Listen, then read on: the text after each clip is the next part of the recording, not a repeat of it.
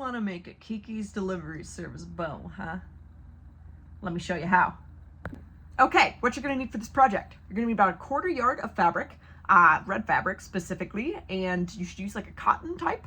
You can look at fat quarters at your local craft store, or you can thrift for some fabric that you like. Just use something that's like thicker, cottony, easier to use for beginners. You also need about 1/4 yard of fusible interfacing. So interfacing is going to add that rigidity to our bow. It'll make it stand upright a little bit better. And the fusible kind I recommend because it makes it just so much easier to work with because you can just iron it on and it sticks right on. You're also going to need a headband. I use just a plastic one that I found at the local craft store. You can get a red headband to match your vibe, or you can customize the headband as you like. Other than that, you're just going to need some hand sewing needles because you're going to be hand stitching it shut, or if you choose to hand sew it all the way, that's fine too. You're also going to need red thread specifically because your thread might show through and it's better to use red. Other than that, let's get started. Okay, so first you're going to get your red fabric. You're going to cut out our handy dandy little pattern here. And we're going to cut 2 of these with our main fabric and then 1 with the interface. So let's lay it out and cut it. Right, we've got our fabric pieces. If you want to give these a quick iron to get all of those little grooves and lumps out. And we're going to need to cut 1 more of interfacing on this bow pattern. So I went ahead and got some interfacing from clearance. I'm just going to cut it down a little bit because it doesn't quite fit, but I'm just going to be lazy. So don't be lazy in your pattern if you want it to be really good. Or just be lazy. It doesn't actually matter. The really cool part about this interfacing in particular, this is such a bed. Anyway, you can see there's these little dots on it. So this is what we call fusible interfacing. So actually, what I can do is take one of my pieces here, and I'm just going to iron it on top. I highly recommend using fusible interfacing for a project like this because it just makes your life about 1 billion times easier. So lay it on top, give it a good iron. Careful not to get any of the sticky stuff on your iron, and then you'll be ready for the next step. So theoretically, your piece will be cut a lot better than mine. Don't do what I do. I'm lazy, and you know what? Not everything needs to be done perfectly, okay? Sometimes things are just for fun, and it doesn't need to look like a masterpiece and professional. Sometimes it's just about the process. Generally, the interfacing being a little bit smaller than the fabric is a good idea. Makes it a little bit easier to work with. All right, now I've got our other piece, and this is where the magic kicks in. So we're just gonna fold this piece to the other piece. I don't really have wrong sides or right sides with mine. You might on your fabric, so be sure to put the wrong sides together, put the right sides together so the wrong sides are facing out. That way you can flip it inside out and it'll look nice. Okay, so I'm just gonna take what I have here and I'm gonna begin sewing. I definitely wanna leave a spot right around here so that I can flip it inside out and sew it closed. So just be careful to work around that.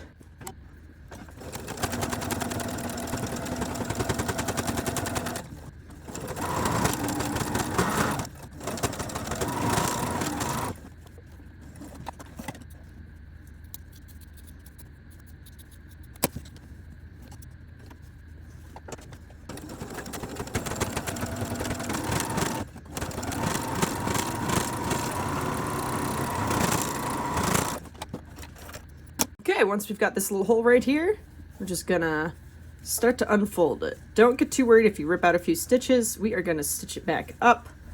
So no pressure there. And the interfacing, if you have really strong interfacing like I do, might wrinkle and buckle, but it'll return to normal. Don't worry about it. Worst case scenario, you just have to re-sew this again. Oh no. I had to do that already once, but it's fine.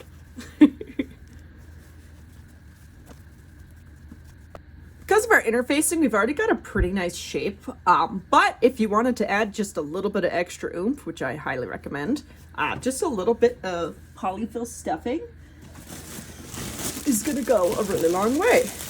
So, I don't know, like this much. So now that we have our little stuffed bow, we're going to do a little bit of hand sewing just to close this gap up and get us ready for the next step. So just grab your needle and some thread and do a simple stitch to close it along. You might be thinking to yourself, Kyra, why are you using pink, Jesus, why are you using pink thread when you told me to get red thread? The answer is very simple.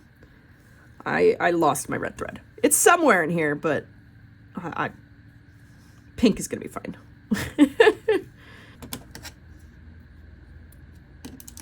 Okay, now that we've got it all sewn up and closed, we are going to move on to our next step, which is our headband and our bow center. So honestly, if you're really lazy, just take the bow center